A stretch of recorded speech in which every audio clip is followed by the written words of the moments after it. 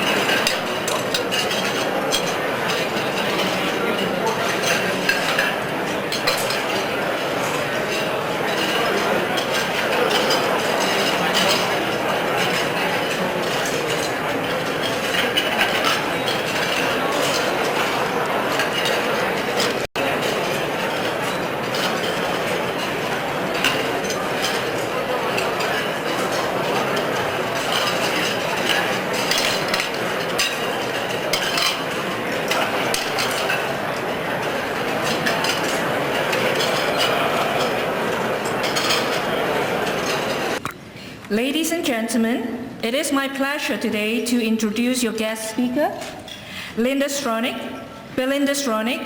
who is a candidate for the leadership for the Conservative Party of Canada. Since the launch of her campaign on January 20th, Belinda Stronach has generated significant interest and excitement in the federal Conservative leadership race. A 37-year-old business leader, mother, and proud second-generation Canadian, Belinda Stronach represents a new generation of leadership. Her values are reflected in her management style. As former president and CEO of Magna International, Stronach has emphasized values of individual effort and initiative, individual recognition and reward, inclusiveness, consultation and collaboration, transparency and accountability, fairness, safety and security. Stronach's leadership philosophy is decentralized based on her belief that the best decisions are made by those most directly responsible, those closest to the action. She has actively encouraged entrepreneurship, creativity, and initiative among individual business units. Her keen interest in helping Canada compete globally is reflected in her work as a member of Ontario Task Force on Productivity, Competitiveness, and Economic Progress, as a founding member of the Canadian Automotive Partnership Council, and as the director of East Landry Technological Endowment Fund. In February 2003, Stronach joined the board of directors of the United States Chamber of Commerce. Belinda was born in Newmarket, Ontario, and resides in Aurora with her children Frank and Nikki. Ladies and gentlemen, please welcome Belinda Stronach.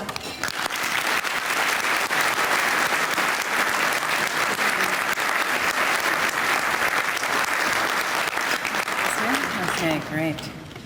Well, thank you very much, Daisy, for those very kind words and for inviting me here today. And I'd like to thank the various chambers for organizing today and inviting me here. We have a great, great audience, and also to the Chinese Business Associations for inviting me here. And to thank also each and every one of you for taking the time out of your busy day and your busy lives to hear what I have to say. And also to Herman Grad, owner of the Hilton Suites. You've been a great supporter, and I thank you for hosting us here today. And to my other fellow nominated candidate, where is Bob Callow? Bob Callow, I look forward to being in the trenches with you, and congratulations on your nomination in Oak Ridges. So I look forward to working with you. And to Mayor Cousins, thank you so much, and I've learned a lot just sitting beside you here today, and I'm going to talk about a few of those things I'm going to mention in a few moments. And you've been a great leader of this community, and it was a great privilege to sit beside you today. So good afternoon, ladies and gentlemen, and again, thank you for inviting me here today.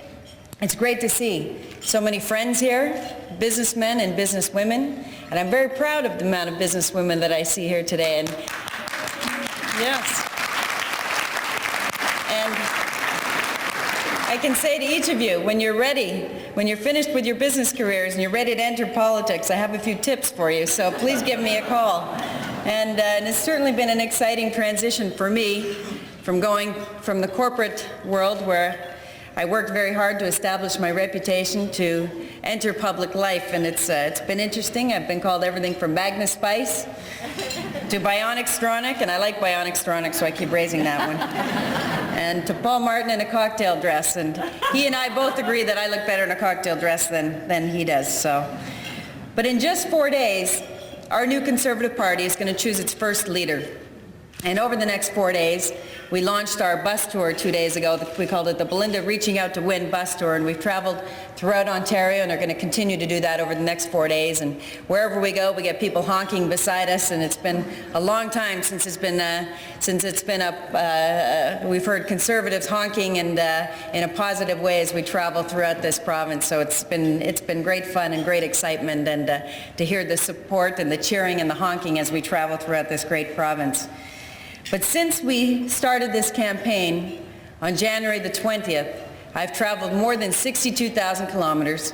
I've been to each and every province several times, and it's been a great, great honor to do so, to meet many Canadians, to be able to earn their trust and their respect and their confidence, to be able to make a change and make a difference in their lives. So this has been a great privilege and a great honor for me to be able to do this.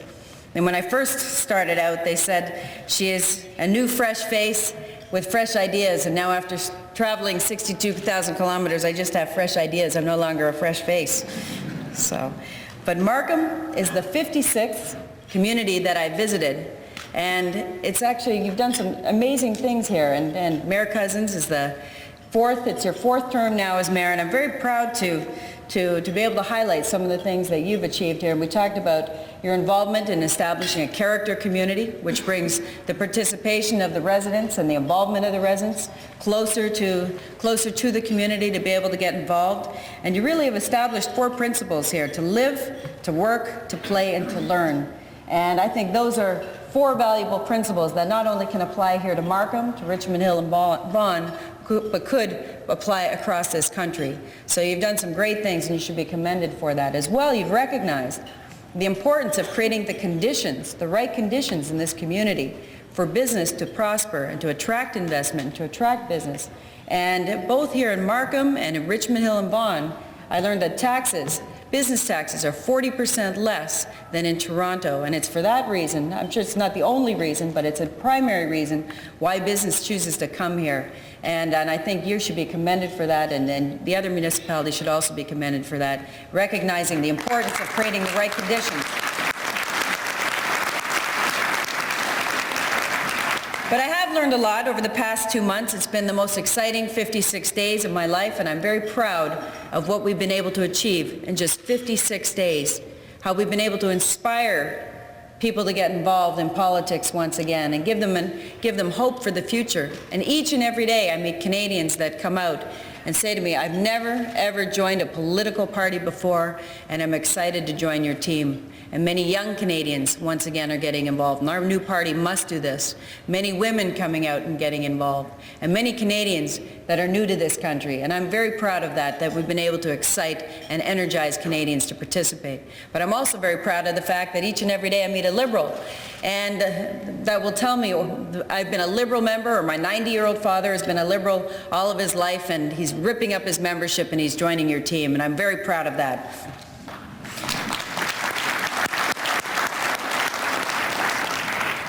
I've also come to appreciate in a greater way as I travel across our great country. Canada is the greatest country in the world, and I believe our greatest strength is our diversity.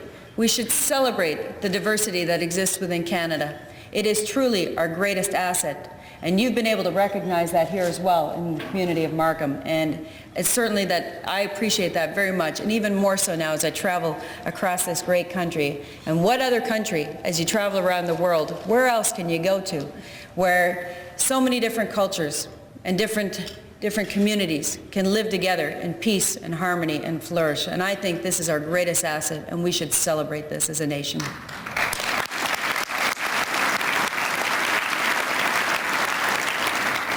I've also learned the importance of our Conservative Party, the need for our party to reach out. And I've learned that the only way to increase our base of support is to continue to reach out to Canadians and invite them to participate in the renewal of our party and in the renewal of Canada. I've learned that people are willing to give our new party a chance if we treat them with sensitivity and respect and invite them to participate. And I've learned that Canadians, whether they're in Trois-Rivières, in Surrey, in Moncton, in Calgary, Thunder Bay, Markham, Richmond Hill, Vaughan, are hungry for a change. Canadians are fed up with politics as usual.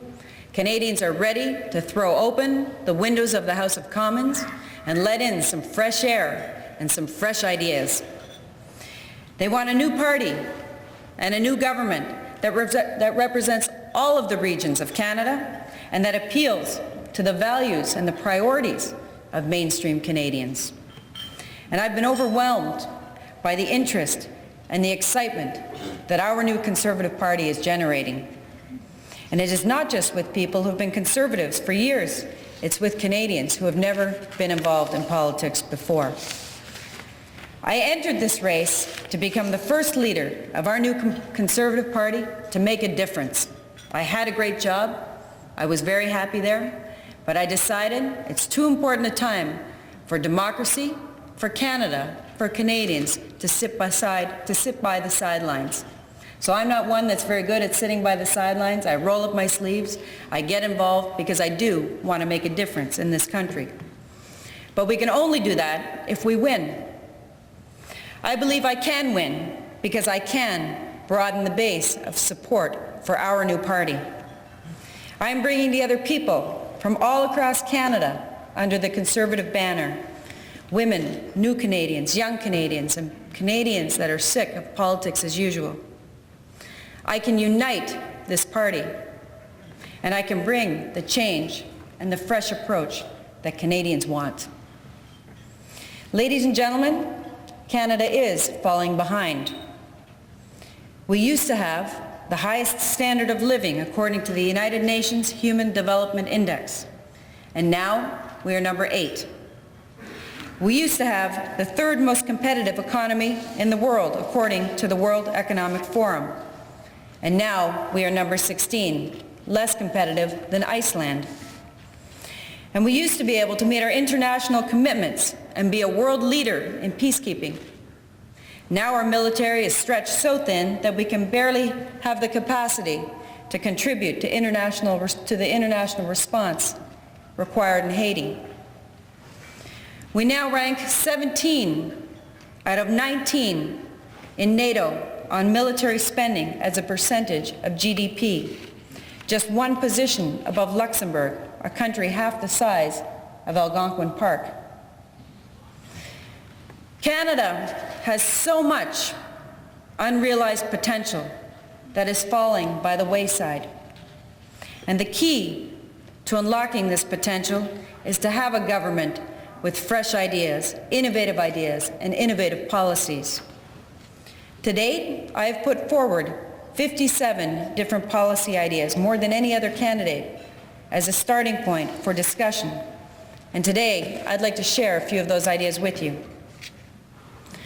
I have only one overriding goal, and that is to work with my fellow Canadians to improve the quality of life for Canadians and to bring to this country a level of economic prosperity that I believe we have never yet fully realized here in Canada.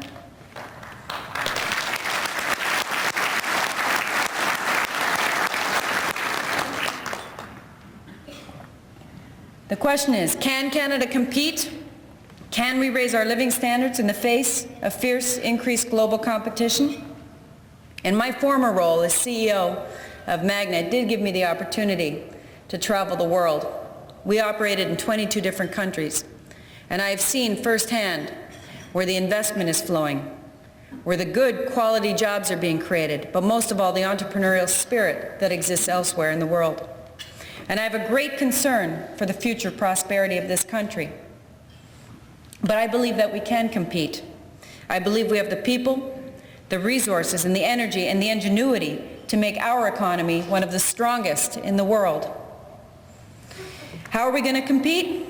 We are going to compete by creating world-class, value-added products and services made and supplied by highly skilled Canadian workers.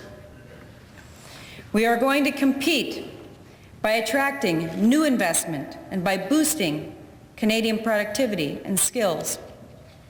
But to do this, we must start by giving Canada the most competitive tax structure in the world. As a start, I would scrap the tax on capital that penalizes job growth and investment in new technology.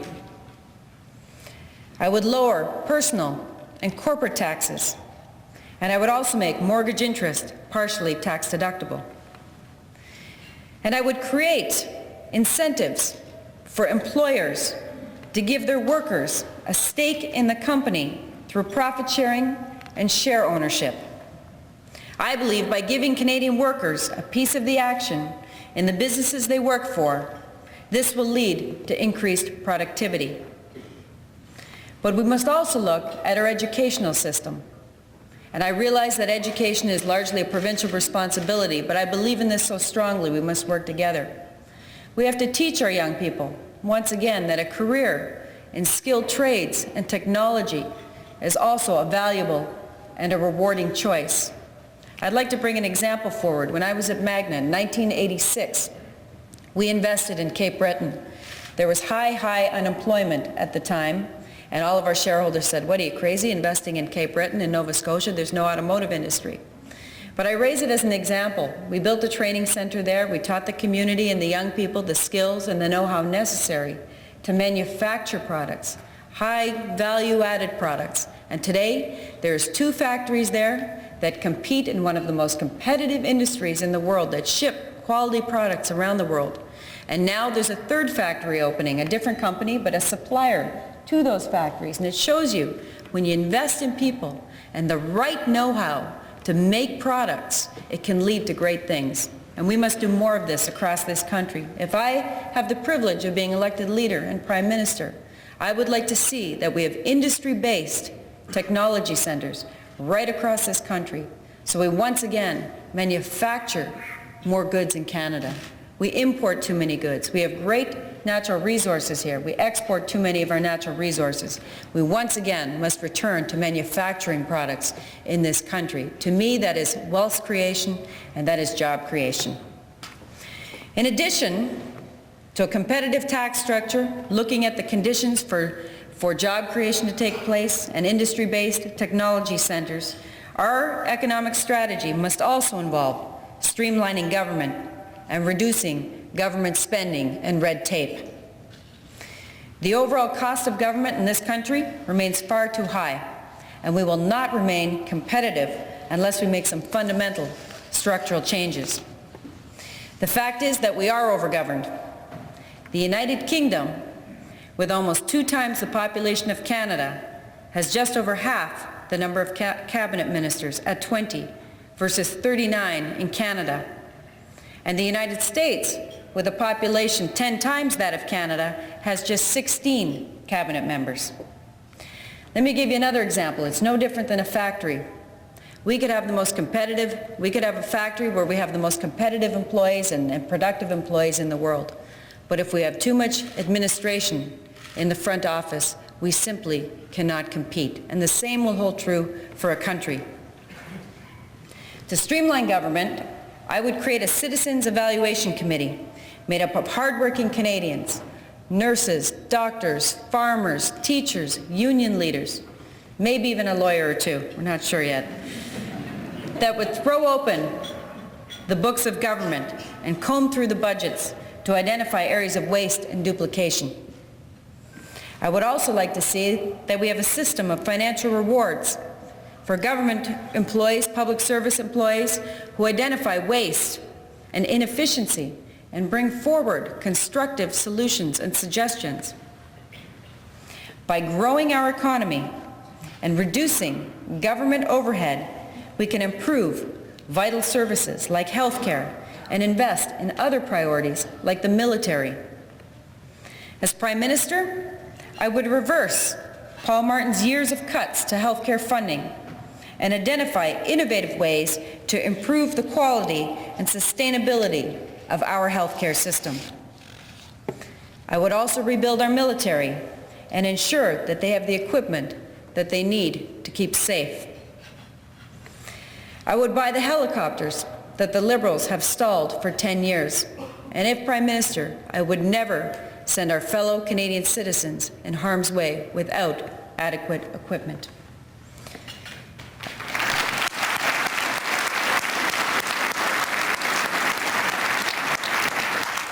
I would also improve community safety by creating an effective national sex offender registry and increasing the minimum sentences for violent crimes involving guns. I would also restore Canadians' faith in democracy by electing senators, allowing for more free votes in Parliament, giving members of Parliament the ability to review and reject judicial appointments, and by creating an independent ethics commissioner who reports directly to Parliament. I also believe that no Prime Minister should serve more than 2 terms in office.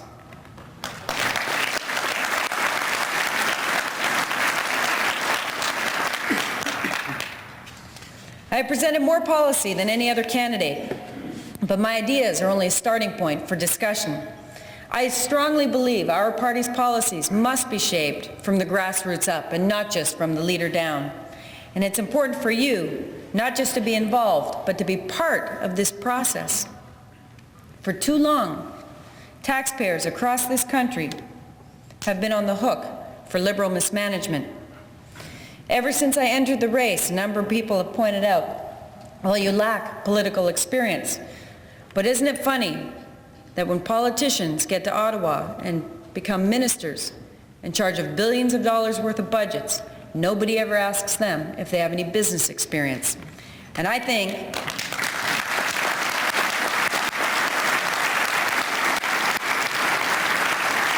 that many of you here would agree that Ottawa could use a little business sense when it comes to the management of our tax dollars.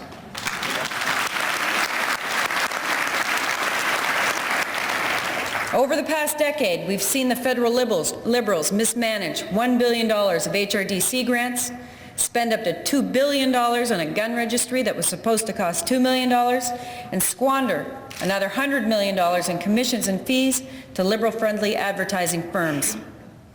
As the former CEO of a major public corporation, I was held to the highest governance standards. I was accountable to 72,000 employees. I had to balance the books, and on top of that, I had to make a profit. If I ran my company the way that Paul Martin ran the finances of this country, we would have had a major shareholder revolt. I say to Paul Martin, you cannot run from your own track record. Paul Martin would like us to believe that he was a stowaway on the good ship Chrétien, when in fact, he was its first mate.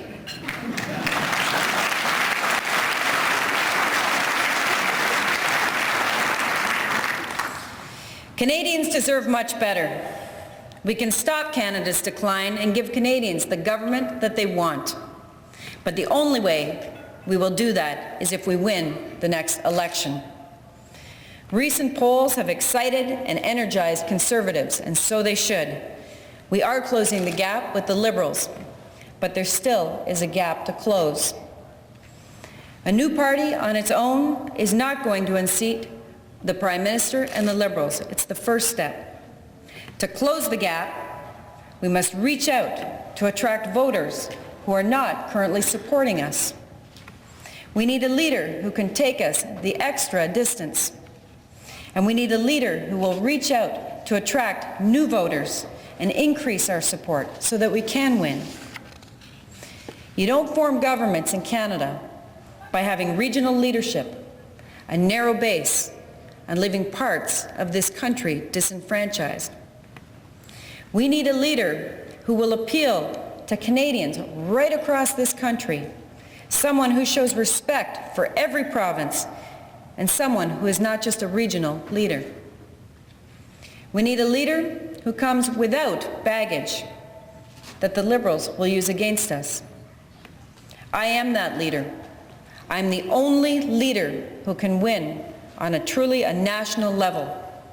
I can win in Ontario, I can win in British Columbia, I can win in the West, I can win in Atlantic Canada, and I can win in Quebec. I also believe that I can help shape the vision and the direction of our new Conservative Party to reflect the values and the priorities of mainstream Canadians. I will make this new party work. I will reach out, build support, and win the next election. I will lead in a new way. Our party will govern in a new direction. And together, we will give Canadians the leadership that they want and they deserve. But to do this, I need your support. I need your help to reach out and to win. Most of all, if you are a member of our new party, I need your vote on March the 20th. I need your vote to win the next election. I ask that you please join me on this journey, and together we can truly unlock Canada's potential. Thank you very much.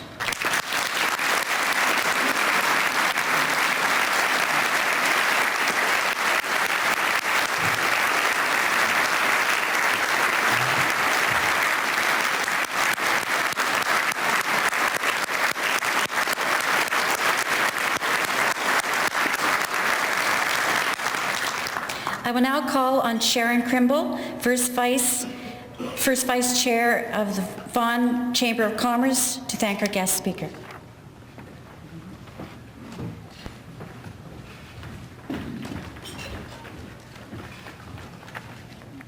Belinda, it's my pleasure today to express our sincere appreciation on behalf of the organizers of this luncheon, the sponsors, and those attending, and to thank you for your transparent and honest approach to governance, and for taking the time out of your very busy schedule to speak to the business leaders of our respective communities. Your presentation was certainly very interesting and informative, and we wish you all the very best in your bid for the leadership of the Conservative Party of Canada.